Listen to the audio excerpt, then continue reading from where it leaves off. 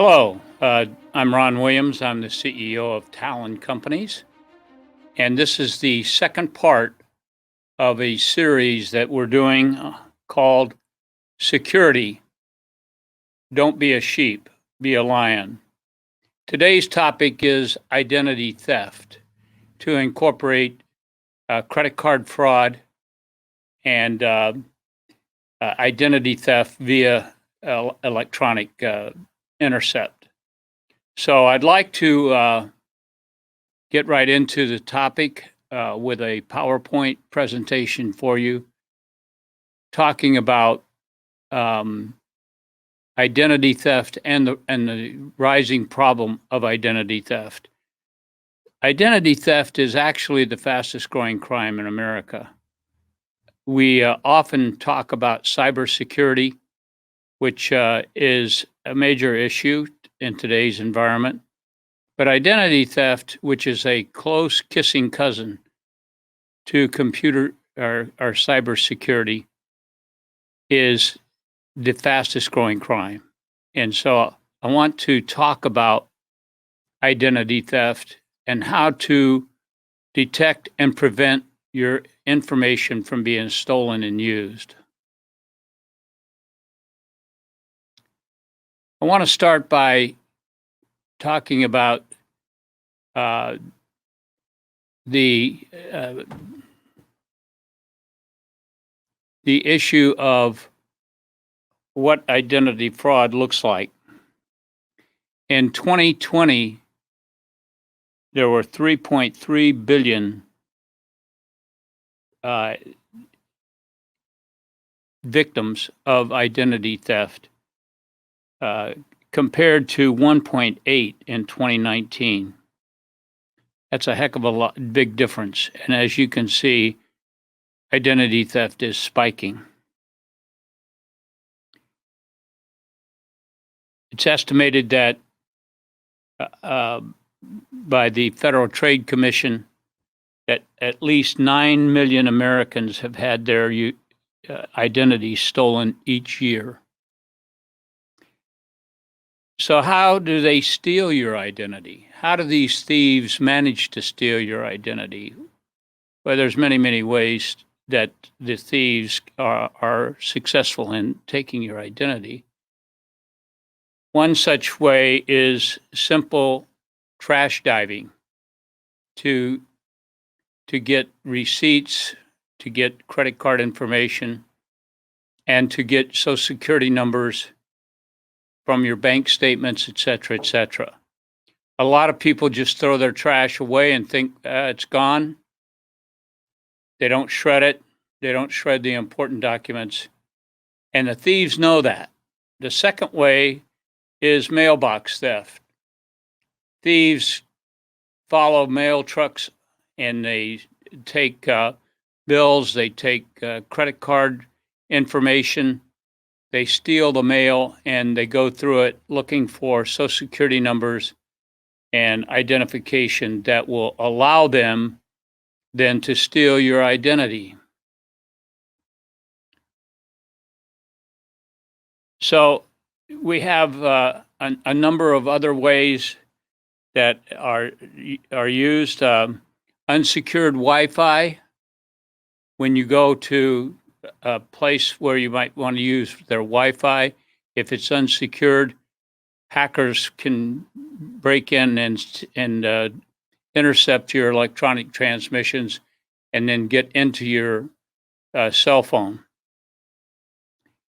There's electronic pickpocketing. I bet you never thought about this one, where you could secrete a card reader in a briefcase or in a computer case, go around in a busy shopping center, get up next to somebody.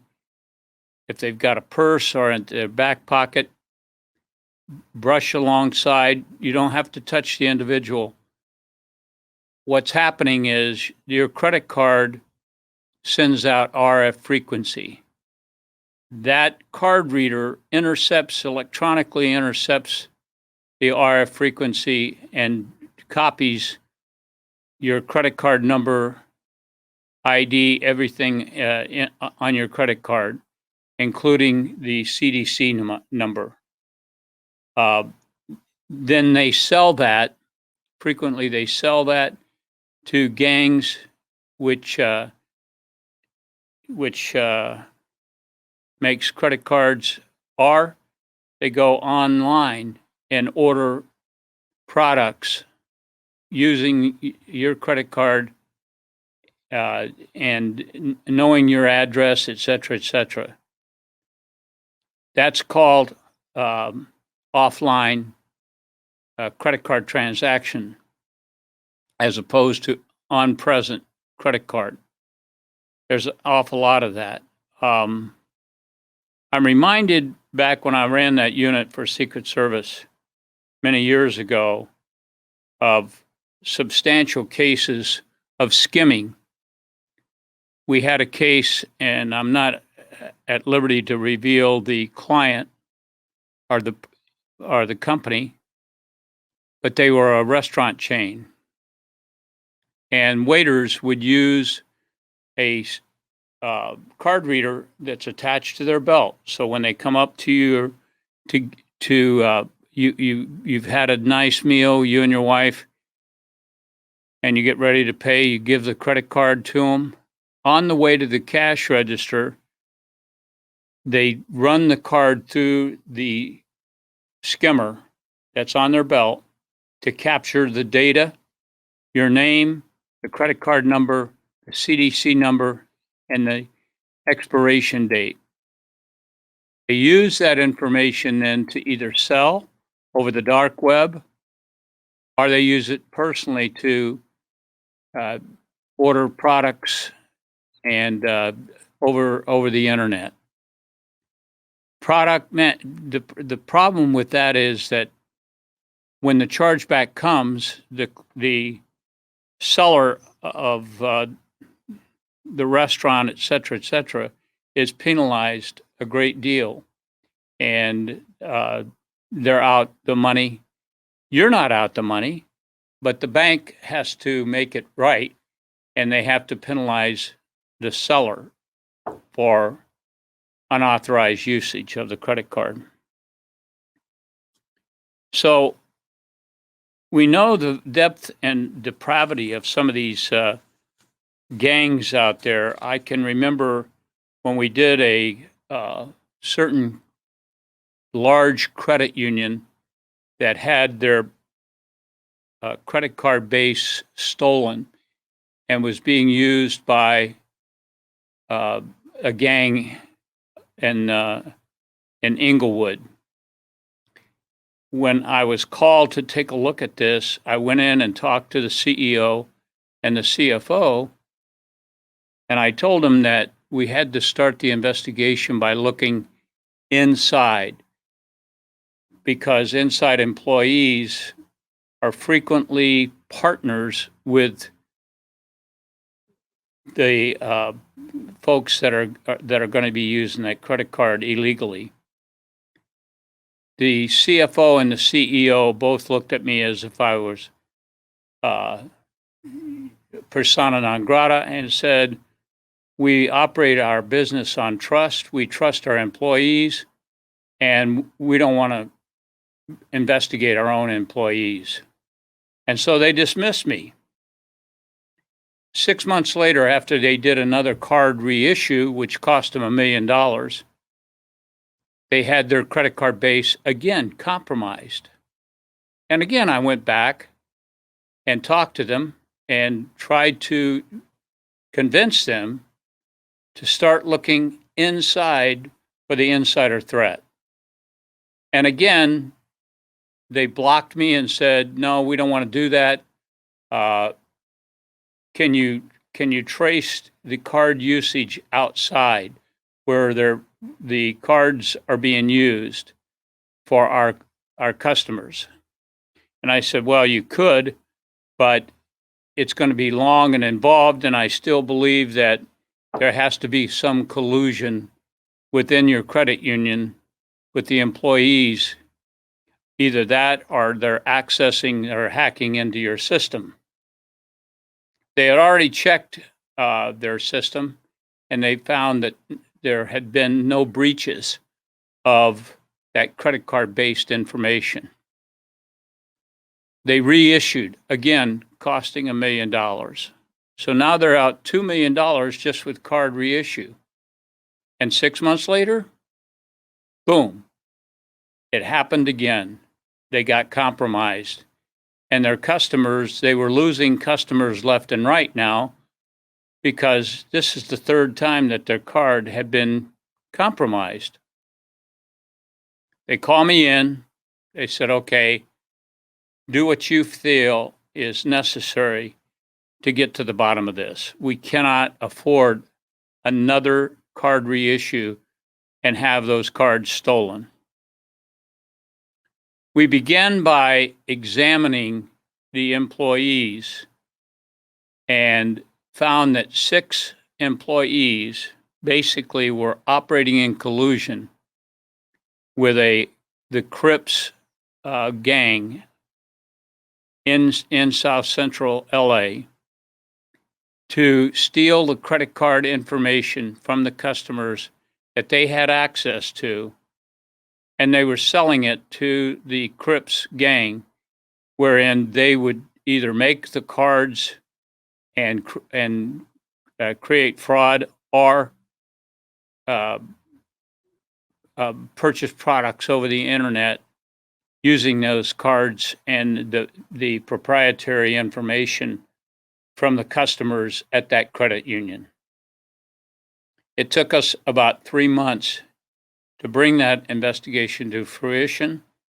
The 6 employees were arrested and prosecuted, as well as many members of the gang in South Central. That's just one of many, many, many cases that we've worked regarding credit card fraud and identity theft. One of the more interesting cases was a young man who was 18 years old going into he was a senior in high school at a very prestigious high school, and he had an appointment to West Point. But he was so brilliant and had figured out how to defraud the system that what he would do is go to credit unions and financial institutions and dumpster dive. And he was looking for passwords and PIN numbers into credit unions such as TRW and other types of credit processors. Then he would go, in this case, his father was a psychologist and psychiatrist at a well-known hospital. And he got a hold of his father's roster of doctors and nurses. And with that, he accessed the credit processor and would input their name and information to get their social security number, date of birth, and any other pertinent information identifying them. He would take note of that, and then he would call and order products over the internet, or he would send information over the internet, acquire products. He drove a gold processing coin company out of business. We estimate that he did about $20 million in about 3 years doing this process. When we finally, how we finally came up with him as the suspect and arrested him was that he would order these products and have them sent to an empty residence that was for sale. So he did all of his homework. He knew residences in his area that would be for sale. Then he would stake out the empty residence. When the FedEx truck came up, drop off the package, he would go up and take the package and be gone. And then he would sell those products to other people over the internet. So one day, FedEx showed up at a house that was empty, and a woman was doing her gardening. And as he was wheeling a purchased computer and monitor up to the house, the lady asked him where he was going with the product. He said, "Well, I'm dropping it off for Dr. So-and-so." And she says, "Nobody lives there." So the FedEx individual driving the truck smelled a rat.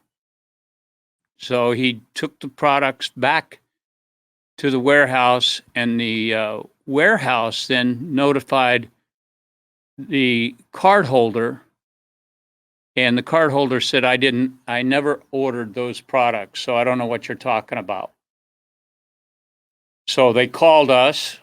We came and did a stakeout of the FedEx office, waiting to see if somebody showed up to get the computer.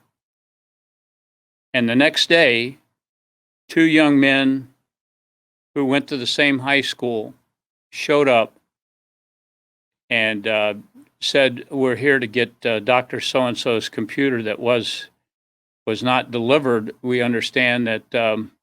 By the way, the FedEx guy left a notice on the door saying that it's been returned to the FedEx center, and if you want the computer, come to this address. We arrested those two individuals, and they led us to the young man who had devised a scheme. When we went to his home to serve the search warrant, his father met us at the door. His father, being a psychiatrist, claimed that there must be some mistake, that his son was appointed to West Point. He would be leaving in a couple of weeks to go to West Point as a cadet, and that we must be mistaken in our investigation. When I showed him the list of people that his son had taken basically money from, stealing their identities, the psychiatrist went bonkers, and we had to pry him away from choking out his son. But that's just, again, one in many cases. So I think I've outlined the problem. The problem is extensive, and it needs consideration on how to prevent this. A number of businesses have been breached. A couple of them: Walgreens, Carnival Cruise Line, T-Mobile, Target, Pfizer. These are big companies that have been compromised and identities stolen, primarily because, and one of the most egregious cases was Target, where a third-party vendor was susceptible to a phishing attack. They got into a heating and air conditioning company that serviced Target nationwide. They accessed the heating and air conditioning company, their computer system, and with that jumped to Target's, using credentials, jumped to Target's system. Target had, as you well know, collected a lot of credit card information and personal information, Social Security numbers, driver's license numbers, addresses, etc. What they had not done was simply encrypt that information and put it into a file folder within the computer system that would alert if anybody tried to come in and steal or audit the credit card based information. Since they didn't encrypt the base, hackers got in and stole roughly 20 million identities of social security number, address, name, date of birth, all the available information on the cards that had been compiled in the target system. So, what do you do about it? What's the solution? California has in November 2003 passed what was the first breach law in the United States. Now every state has a breach law that basically says that a company, a corporation, and folks have to take steps, reasonable steps, to protect the credit card base and the identity of the individuals in their system. It's based on whether or not you encrypt the information. If you encrypt the information, that's the primary firewall against identity theft.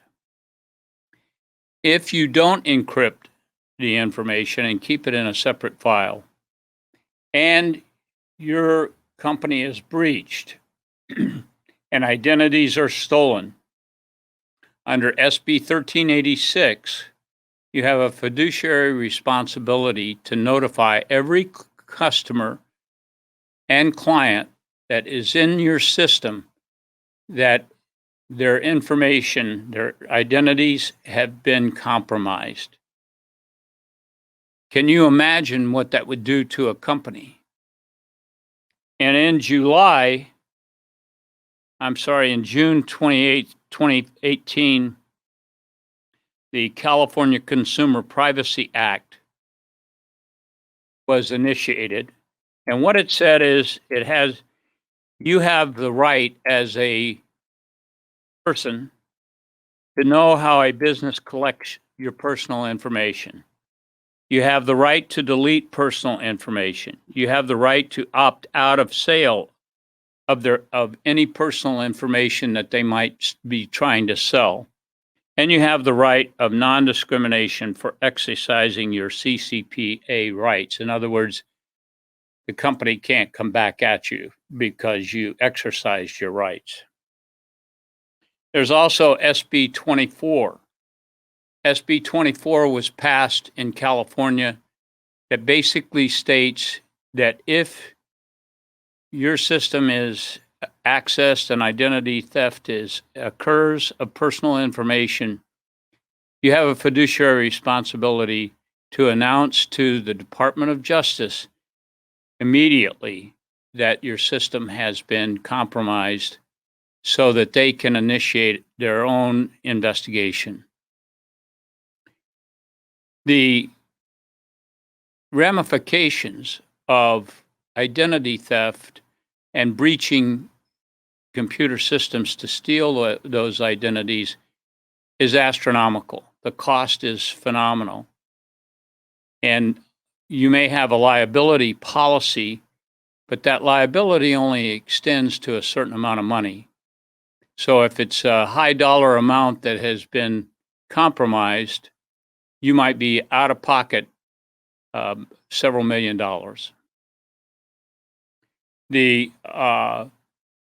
A case comes to mind. On a Monday morning, we got a call. It was one of those, oh my God calls. And it came from a large CPA firm. CPA firm, in-house IT director on a Sunday afternoon noticed, he was on the computer and he noticed anomalies occurring on the computer. So he moved to block what he thought was a breach of the system, but he was too late, and he realized the only way he could stop this was to unplug the system, which he did. He unplugged.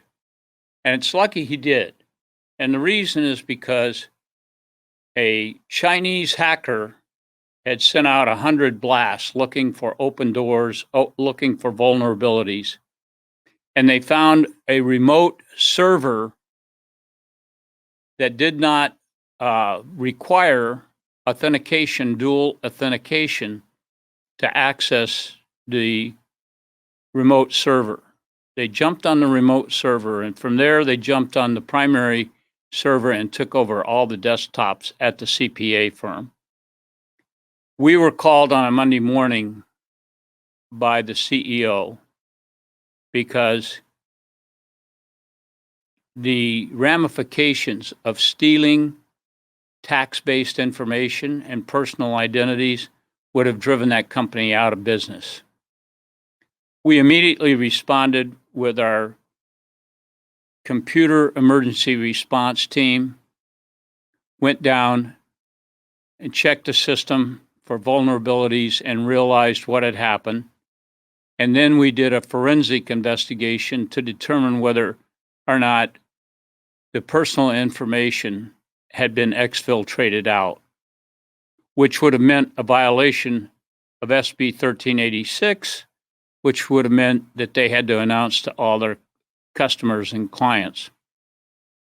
We were able to determine that the IT director was able to block the exfiltration of information and successfully blocked the hackers from acquiring this personal identity.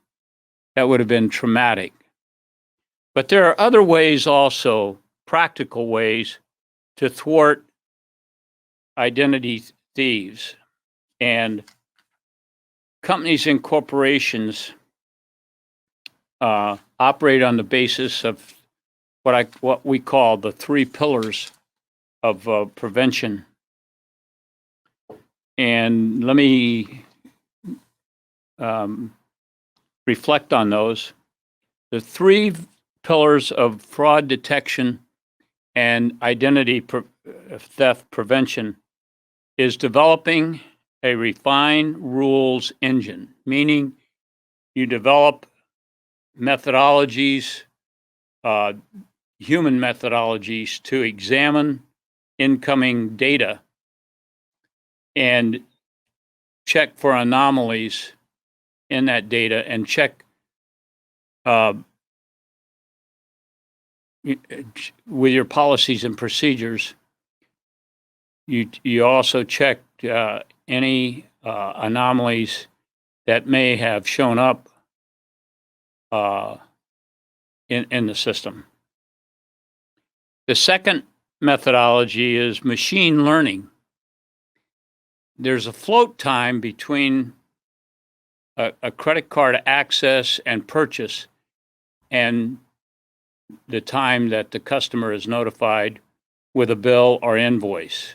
And that float time is the time that thieves use to create havoc. However, such systems, electronic systems like Falcon, if you have a credit card, if you have a credit card and you've just received that credit card, the Falcon system starts tracing your credit card usage to provide a profile on your purchasing, so that if you purchased $300 or $400 a month using your credit card, that's the Falcon system will remember that in the system. So you decide you're gonna fly to Europe and enjoy a vacation. If you don't notify your credit card company that you're going to Europe and you're going to be using your credit card for a lot of purchases and you're going to see additional charges on your card, the Falcon system, let's just say you're in Zurich, Switzerland, and you decide to buy your wife a very expensive watch for about $4,000 or $5,000. Your normal usage of that card is around $400 a month. You lay that card down, you're in Zurich, Switzerland. They query the system for authorization for the charge. Falcon will pick that up and say, we're going to block that charge until we hear from the card holder, and they ask you specific questions about you that are only in the system to determine whether or not you are the actual card holder. That's called electronic tracking, and that is machine learned. The third pillar is link analysis, where gangs or hackers operate with a methodology that's being tracked. That tracking system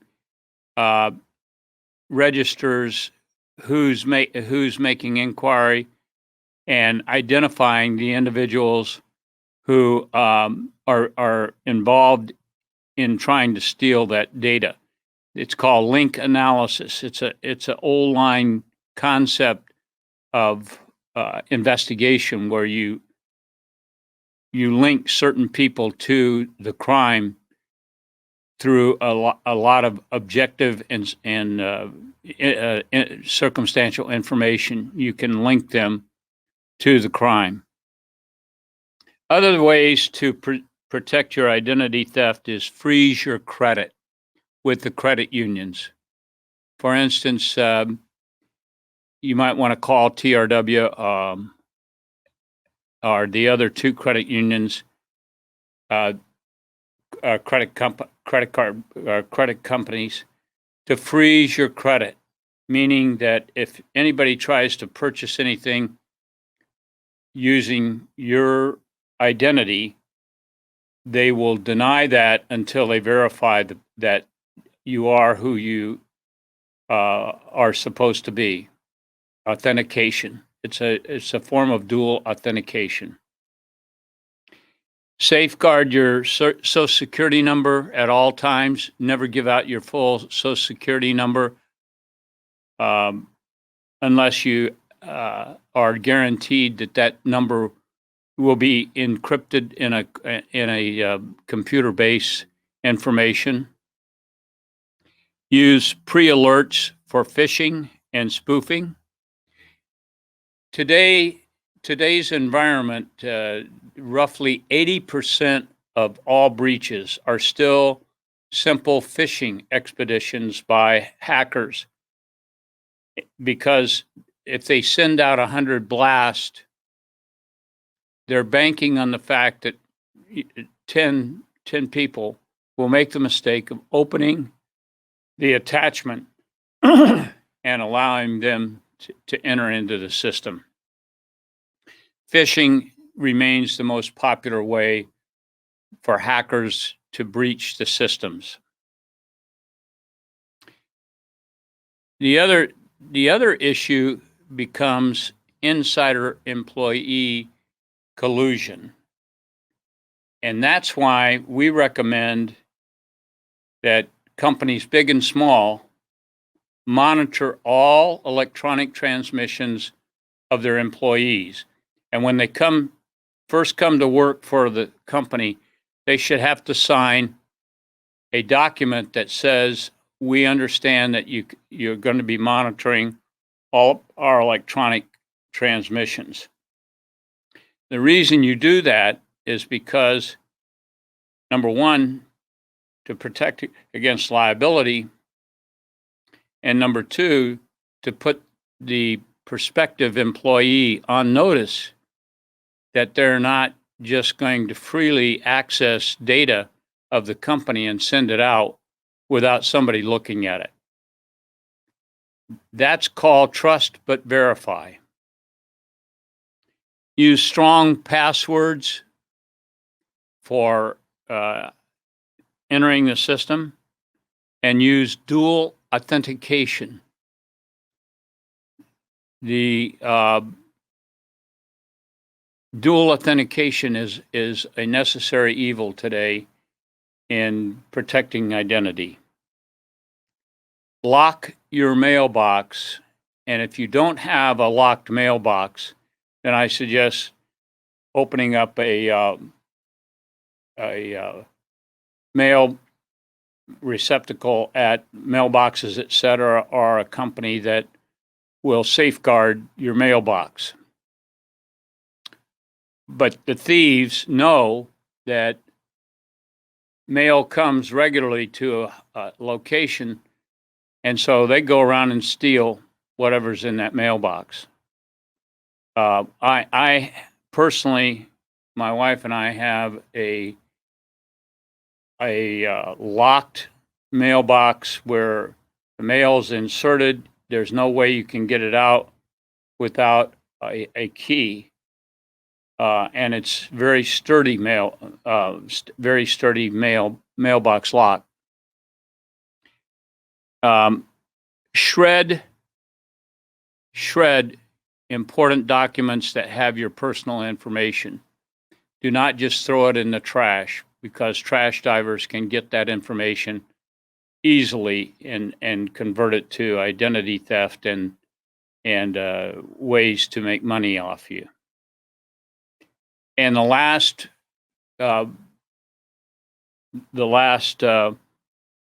tip for prevention of identity theft is to use a digital wallet, meaning that it blocks the RF frequency in case you're at a high volume area like a shopping center or something, because thieves can walk up, get close to you, and capture that credit card information, like I said before. So there are a number of things that California has done that under the California Consumer Protection Act, Privacy Act, to help you as a consumer to prevent identity theft. The problem with reporting identity theft to your local police department, unless it's a huge case, they don't have time to work it. That's reality. You're better off reporting to the Federal Trade Commission that your identity has been stolen. You can go on the website and report theft. And hopefully you're part of a bigger equation of link analysis that links a group or people to the theft. A couple of other interesting cases that came up is years ago, credit cards would, of course, be sent through the mail. And the mailed credit cards never got to the intended recipient. And so we started looking at it because the cards which never got to the recipient were being used extensively for fraud. And we were able to pinpoint the point of compromise and the point of where the credit cards were stolen was at the post office. This was an organized group within the post office, postal employees that would see bundles of credit cards come in, and they would just simply steal them and send them back to the Philippines, where they were being used extensively. We broke up a gang of about 20 people, and 20 people went to jail that were postal employees during that scheme. So there's many ways to compromise your personal information. But if you're very careful, you freeze your credit card account, you shred documents, you take the step of not using your social security number unless you know that it's going to be encrypted, and you do all the right things, you minimize risk of being a victim. I always say that hackers and people who steal are much like the lion on the Serengeti plain. They sit up on a hillside and they watch the water buffalo below. What are they looking for when they look at a herd of buffalo? They're looking for the weakest one to attack. The same analogy is built around credit card thieves and identity theft thieves. They are looking for the easiest target. They're not going to dwell on trying to break a hard target, and the reason is because they're such advantageous, low-hanging fruit that they don't need to spend a lot of time banging away at trying to compromise you if you've taken all the right steps. So thank you very much. And that's it for today. Hope this was information that is very advantageous to you.